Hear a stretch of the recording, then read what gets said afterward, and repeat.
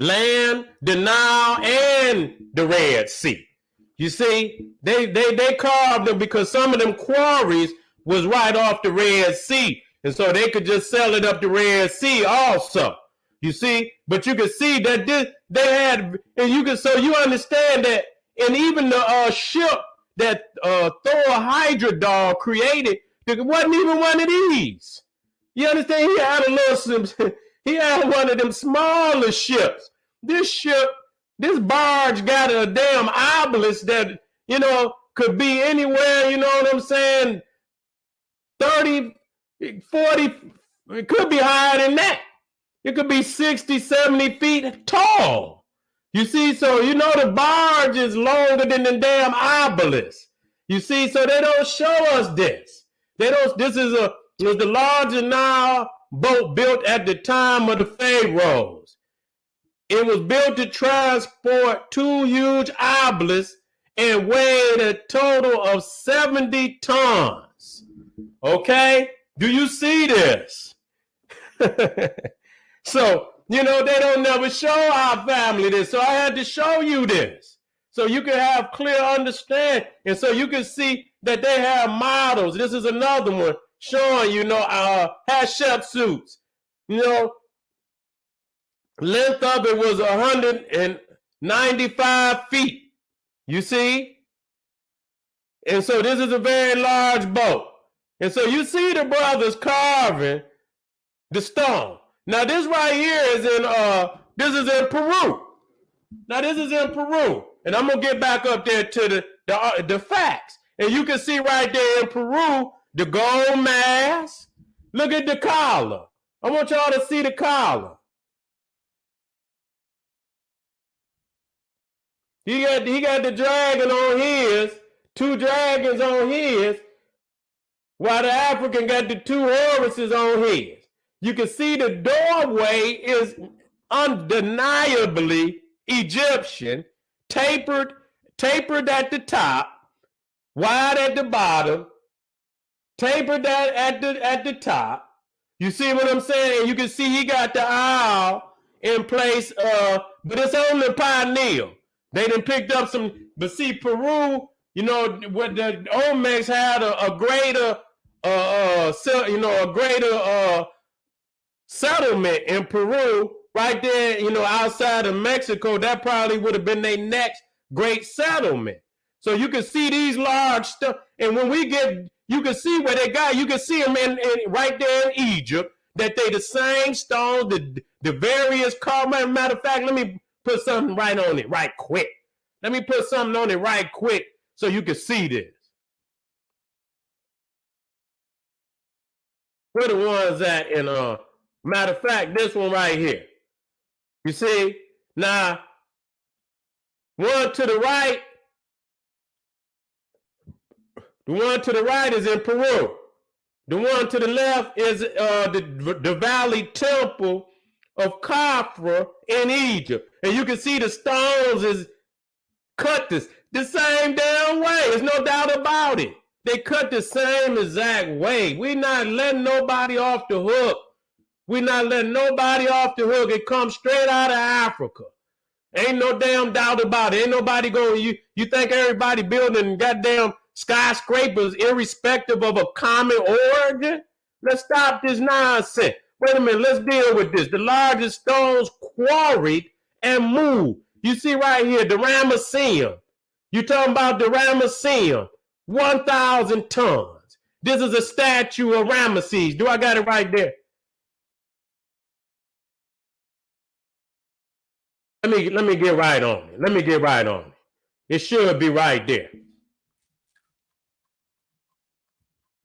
It should be right there. Here you go, right here. 1,000 tons when it was standing. When the Persians came in, they knocked it down. This is what it would have looked like if it was still standing up. 1,000 tons. Wait a minute. I want y'all to hear this now. I want y'all to hear it. Now, it's 1,000 tons. It's considered the second largest, but really it's the first. It was transported 170 miles by ship from Aswan. 1,000 tons. 1,000 tons. And so the Olmec head wasn't but 50 tons. So we showing you who the masters is. And so goddamn, you know, if this is at the Ramesseum around 1200 BC, that's at the time when the Olmecs, I'm quite sure they was in there before that. But that's about the time of the Olmecs when Ramesses was moving this. You know what I'm saying? And so 50 tons. I mean, 50 tons, man. Goddamn, that's nothing. You got right here the Colossi of Memnon, and then they sailed it 170 miles from Aswan to let you know. And so, goddamn, they just said that their boat held 700 tons, but it had to be large. It had to be one larger than that if it carried 1,000. It carried 1,000 tons. You see what I'm saying? And so you see right here the Colossi of Memnon. Each one of them 700 tons apiece. Now, before I go out of there, wait a minute, hold up. It says, wait a minute, let me go down so you can see it. Matter of fact, I'm going to bring these down a little bit. So I ain't got to keep coming all the way down.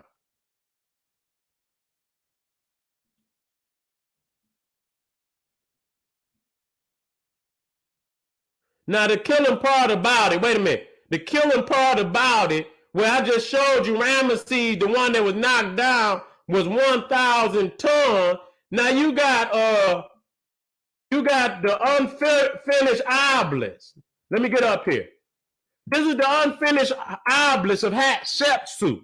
This right here would have been, I believe, 1,200 tons, but it had a crack in it. And so they didn't move it. So you can see them cutting it out of there. And so you can see that it would have been larger than this one. This obelisk would have been the largest obelisk ever quarried. So you can see they quarrying, then they move it to the barge. You got to first you got to cut it. You got to have the skill to cut it. You understand what I'm saying? Then you got to get it to the barge. You got to get it on the barge. You got to get it off the barge. You got to get it to where you're going, and then you got to raise it. You got to raise it. It's 1,200 tons. Now, a ton, if I'm not mistaken, is about 2,000 pounds. So if you put in 2,000 and multiply it by 1,200, God damn, that's, wait a minute, man. Let me make sure I'm doing this right. A ton is 1,200 tons. And 1 ton is 2,000 pounds. That means this obelisk, do the math. Wait a minute, let me make sure I know what a ton is. Because I don't want to be making up shit. How much is a ton?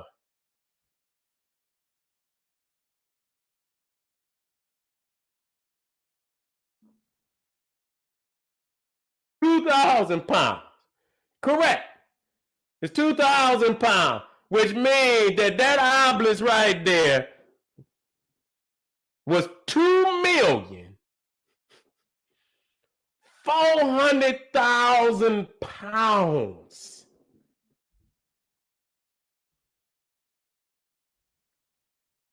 That's mind-boggling. That's mind-boggling right there, family. Do you understand? Let me say that again. That's 2,400,000 pounds. That's almost unimaginable. that they were, and so that would have been the law, but it was never, because it had a crack in it, so they couldn't move it. They had a crack in it, so they couldn't move it. Okay, and so next up, we got the Colossi Memnon. Okay, the Colossi Memnon. Let me go down to it. They're right here. I had two talk. I thought I had some people just saying that these was 1,000 tons apiece. They saying they 1,000. Do I have both? Here they go right here. Let me move them up.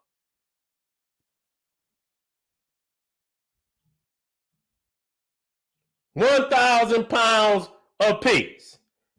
And so how far did they move them? They moved them, let me see.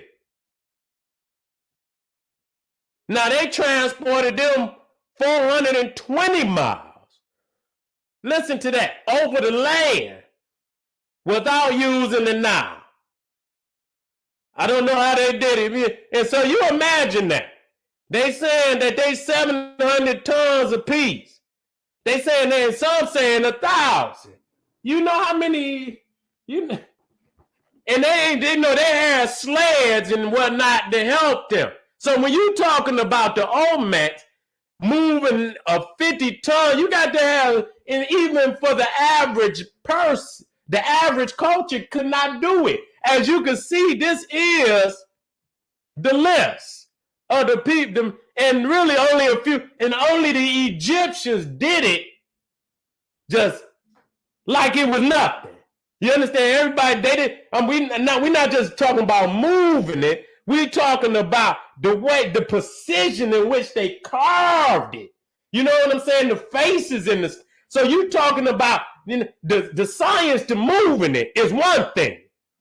The science to quarrying it, cutting it out is one thing. Then the science of moving it from the quarry to the boat, from the boat to wherever you take, and then raising it. You see what I'm saying? And so you're talking about sciences that would have taken tens, if not hundreds of thousands of years to develop.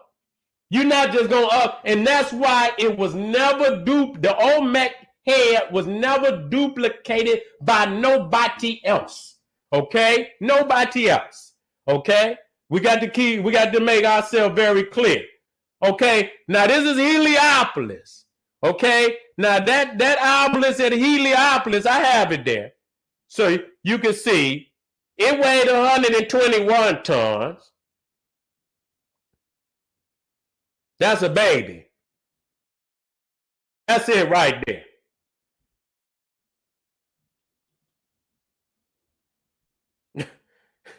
That's crazy. That's a baby. That's a baby. It only weighed 120 tons. Okay? I don't know how far they moved that. How far, let me see if they, I don't even know if it's on there. I believe it is on there. But I don't know if they gonna tell us how far they moved it. It might, yeah, let me see. Today, man, okay. It don't say how far they moved it. Okay, we already went over the Ramesseum. You see, we already went over the Ramesseum. Now this is also in Mexico. This one statue weighed 168 tons. Okay, and so we already know who put it there. We already know who put it there because we already know who developed the science. We already know who developed the science, and so I have to actually go to this one. You know what I'm saying? I have to actually go to this one, weighing 168 tons. This is the largest existing monolith in the Americas. Okay, this is the largest, and so I got to get, and it say pre-Columbian, so we already got the facts of who was the first there, and so I got to do a little, but that's the only one. But even at 168 tons, that's still the damn obelisk. That's about the size of the obelisk. And so that's still minuscule compared to what's going on in Africa. If you go to Easter Island, you understand what I'm saying? The metric, those heads weigh approximately 145 to 165 tons. That's still not no lightweight shit at all. You know what I'm saying? But now this is Ethiopia. Now this is Ethiopia right here. Now you talking about, now the stele of Aksum weighed, how much did it weigh? 500 tons. Okay, this weighed 500 tons. 500 tons. Wait a minute, hold up. Let me show you it so you can see it. And I believe it took them, they drug it from about maybe, I don't know how many, it wasn't a whole lot, but it was enough miles to make me say, damn. Okay, here you go. That's the obelisk of Aksum. No, wait a minute. Izana, right there. No, matter of fact, it fell down. Neither one of these is the 500 ton. The 500 ton fell down. But this one is 160 tons. And the other one is close to it. But that one about 180 tons. But the one that fell down was 500 tons. So you know, and so when I showed you those stones in Peru, you see that they saying the minimum is 120 tons up to 300 tons. We dealing with real science here. Because if you want to know who built it, you got to see who teaching, who already doing it. This is at Osiris. You know, this is Osiris's temple. And you see he got columns down in that temple that weigh 50 to 60 tons apiece. 50, he got about 10 of them. Okay? He got about 10 of them. And so, you know, and you talking about in the Great Pyramid, as you see right there, the slabs that make that, you know, that V in there, that upside down, 80 tons. And they're damn near at the top. Imagine that some of the heaviest stones in the Great Pyramid is at the top. And so I had to take y'all through that to show y'all. You know what I'm saying? Now, let me deal with something. Because a lot of people might not know this. You know what I'm saying? You might go to Mardi Gras. Wait a minute. Hold on, fam. You might go to Mardi Gras. Matter of fact, let me come out of this. I don't have to. Matter of fact, I'll just drop it on in. And a lot of people, you see the you got the Zulus down there. Matter of fact, let me get some the crew of Zulu. I don't know if they done changed it or not, because I was getting on their head so goddamn hard that they might have changed it.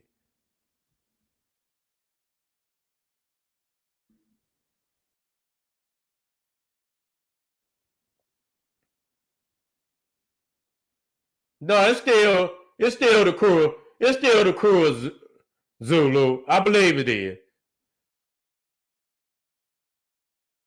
But y'all want to change? They might have tried to change it.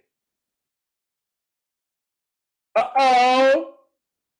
See? That's the shit I'm talking about. When you hit niggas so hard that they, you know what I'm saying? Because I was on them motherfuckers about that Ku Klux Klan shit.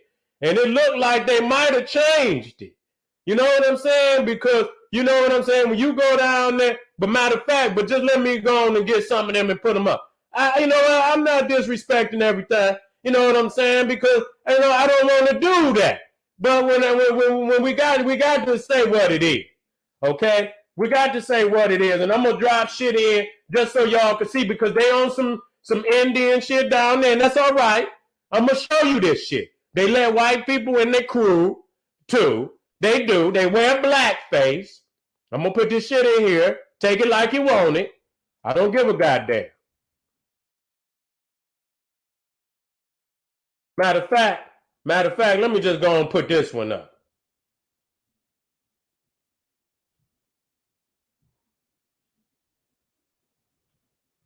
Let me take this one out.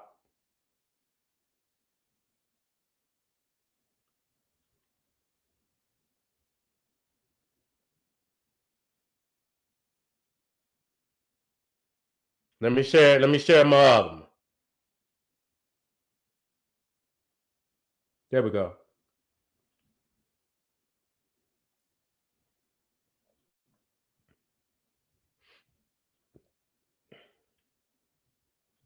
And I'm gonna go out just to let y'all know. And you know what? I'm gonna tell y'all, I rocked their world. They didn't change it. All them clubs down there was called crews. And I went hard on their ass like, man, that's some Ku Klux Klan shit. You see what I'm saying? And so I got it up here. Let me show y'all something. Now you talking about the Mardi Gras, you see but let me matter of fact, let me show y'all the Indians though. The crew, the Zulu crew. And I ain't trying to go in on, but they don't look like no damn Zulus to me.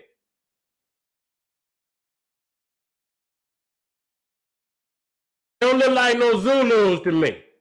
You know what I'm saying? Wait a minute. Here you go. I want them with the Indian shit on. I got to get them with the Indian. They be wearing blackface. Look at this. Look at this. So I'm going to show y'all something. Let me put it in there. I know I'm saying, look at here, and y'all say, what the hell you want us to see, Sadie? You ain't put it in there yet. Now, look at this. This the crew of Zulu.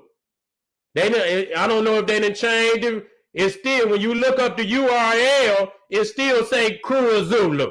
Okay? And so now, you see they let white boys come in there, and, they put on the black face. Wait a minute, let me show y'all. And then I'm going to go down into the other shit.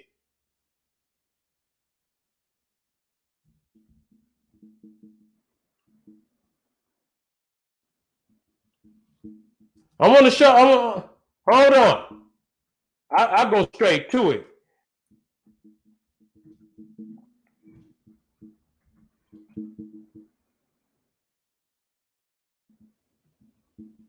Let me show y'all. Here they go. Let me put it up there. Let me get in there. Let me put something in there. And this ain't no disrespect to I ain't trying to be, just, harm my people. Look at that. That look like another, look, and this supposed to be the crew of Zulu. And so the thing is, they let the white boys in. You understand what I'm saying? I just show you. And then y'all got enough nerve to talk about, motherfuckers ain't, you know what I'm saying? Wasn't no African slave trade. And y'all motherfuckers go right out there and let the white boy dress up with you and shit and play house with you. Look at these. I want y'all to see this now. This is all this supposedly Native Indian shit. I want y'all to see this shit. And then they put on blackface and shit. Wait a minute.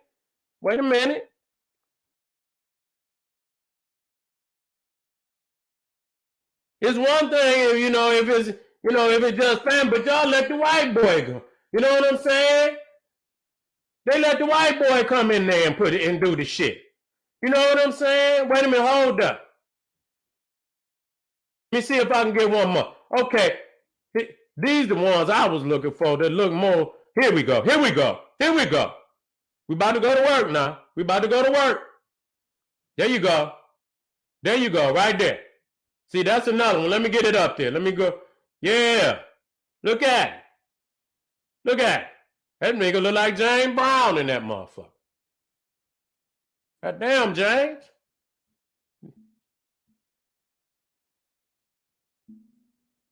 Yeah, I might have to. Let me show y'all. See, the one thing is one thing when you say it ain't, you don't have to say, and then, say it ain't no African slave trade and all this shit. And then I go and see you there dancing with the beast. Niggas down there, they claiming that shit down there dancing with the beast. Wait a minute, no, let me show y'all. Wait a minute, and then I'm gonna show you I want y'all to see. And now I see why you niggas want to say, because you trying to get the beast away out. Wait a minute. Y'all let him come dress up with and then the crazy, now let me get on down. Let me start putting the final crush down on this shit. They got white boys in there. They got white boys in there. They got white boy. Wait a minute.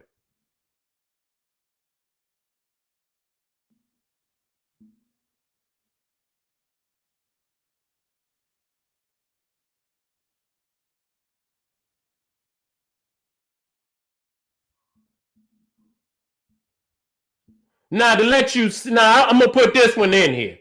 Now this reporter. I'm gonna put this shit in. Interviewing me on Mardi Gras morning from the Zulu Den, as he said, throw a little blackface on it, you lose all your media skills. He did his best as an interviewer. So I guess he went in the media, he went in the Zulu Den, and he thought it was all right to, and so they got on his ass. You know what I'm saying? They got on his ass. But look at that. He let the white boy come in there and dress up and then want to talk about ain't no Africa. I see why. Now let's get down to the real get down. When you go out there, let me break it down there for all my family. You see them motherfuckers in the back. See them as captains. See them as captains of the crews. And one thing you're going to notice about crew, they spell it with the K. And you're going to notice just like, a lot of gangs and shit, if it's B, you know what I'm saying? Just like, say, for instance, you got C. Say you Crip. Okay, they'll say Compton, but if you Blood, they'll say Bompton. They'll change it from a B. So this is what they do. They change, and put the K in front of all words, you understand, to give it that, that Ku Klux Klan, appeal. So they don't spell crew C-R-E-W. They spell it K-R-E-W-E. You understand what I'm saying? And they put on the goddamn, when you see the captains, you can tell the captains, you know what I'm saying? They ride around on the horses, and I guess they watching, the parade, from the horse, you know what I'm saying? And the motherfucker got, now to the right, you see a actual Ku Klux Klan. You see how he didn't cut the eyes out and the mouth out and shit. And so you see right over here, right? They be right there at the Mardi Gras. You understand? Riding around amongst niggas. And now it says that the Mystic Crew of Comus, founded in 1856 in New Orleans, Carnival Crew is the oldest continuous organization of New Orleans Mardi Gras festivities. So now listen to this. The three secret founders of the Mystic Crew of Comus. Now when you hear that mystic shit, that lets you know they Masons. That lets you know they Freemasons. You see what I'm saying? That lets you know they Freemasons. So one was Albert Pike, who is the head of I believe Scottish Rite Masons. I believe it's Scottish, right? We'll get to it. You understand what I'm saying? Judah Benjamin and John Slidell. Now, Judah Benjamin, when he's a Jew, but he was the Secretary of Treasury under the South. What's his name? That was who was the breakaway president for the South? Well, this motherfucker Benjamin Judah Judah Benjamin was his Secretary of the Treasury. We all know Albert Pike was also one of the heads of the Ku Klux Klan. And I can show you where they pulled this fucking statue down. When they started pulling all them goddamn statues down around the country, his was one of the first ones that they pulled down. He was the only Confederate general that had a statue in Washington, D.C. The only one, because he was the head of the Scottish Rite Freemasonry. You see what I'm saying? And that damn that temple, that Scottish Rite temple in Washington, D.C. is where Albert Pike is buried. And he's one of the head of the Ku Klux Klan. You see what I'm saying? So this is why they use the term crew. And so they manual, they call it the Cloran. Not the Koran, but the Cloran, like KKK, the Ku Klux Klan, is the handbook of the Ku Klux Klan. Okay? Now that right there is Albert Pike. Now look what it say about Albert. Now I'm just telling you where these motherfuckers, they dressing up like Indians. They go down there knowing that this is actually a Ku Klux Klan parade. And whether there is some African traditions in it or not, it don't make no motherfucking difference. They the one that put that shit together like it is. You understand what I'm saying? And so Albert Pike, listen to this. Pioneer, explorer, Confederate general, he rewrote the rituals of the U.S. Southern jurisdiction of the Scottish Rite bodies outlined in the book called Morals and Dogma. Okay, Albert Pike held the office of Chief Justice of the KKK while he simultaneously was Sovereign Grand Commander of the Scottish Rite of Masonry in the Southern jurisdiction. Klansmen in white sheets represented ghosts of dead Confederate soldiers who died in the U.S. Civil War. So you can see right there. And so he was one of the founding members of the Mystic Crew of Comas, the oldest continuous organization of New Orleans Mardi Gras festivities. He's one of the founding members. And Judah Benjamin, who was he wasn't just the Secretary of Treasury. He matter of fact, his name was on when the South started printing money. His motherfucking signature was on the money. His fucking signature was on the goddamn money. You see what I'm saying? So he was with the South. Okay, let's go on. And so you see right there, you can see people. This before they pulled it down. They knew he was KKK. This is his motherfucking statue, and one of them in Washington, D.C. They done put a goddamn Klan hat on it, a robe, and all that. And you can see they done pulled it down, set fire to it. Set fire to it.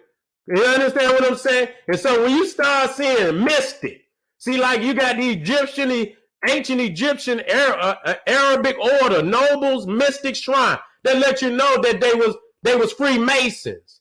Okay, that started that. You see? Let me come on down. You know, and so you see, and so again, you see it right here. You see in the right here to the right, Mystic Crew of Hermes. The Mystic Crew of Hermes. Okay? The Ku Klux Klan. You see? And so come down, these are the captains. And these niggas be out there dancing. Right there. See the nigga right there? He pulling the horses, damn that look like. No, he ain't pulling it. He might be pulling it. And you can see he got it, you know, he got the Klan right behind it. You understand what I'm saying? Got the Klan right behind. And when you look at it, it looked like the mask of goddamn Michael Myers.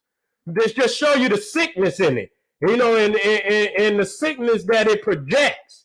You see what I'm saying? And let me tell y'all something. They do not let, I got videos. They do not let niggas into their balls.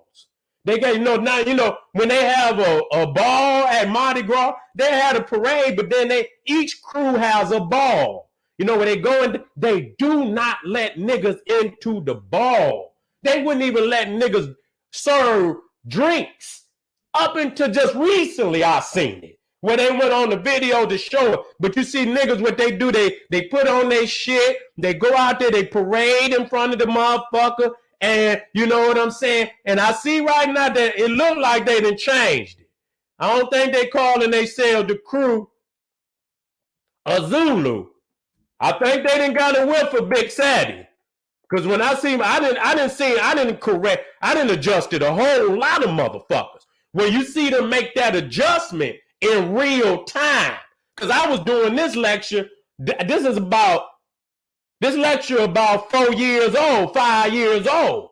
And so when I first, it was the crew of Zulu, and they would say the crew, and they probably still saying the crew of Zulu. But when I crack that head, now I go on there, it don't say no goddamn crew of Zulu.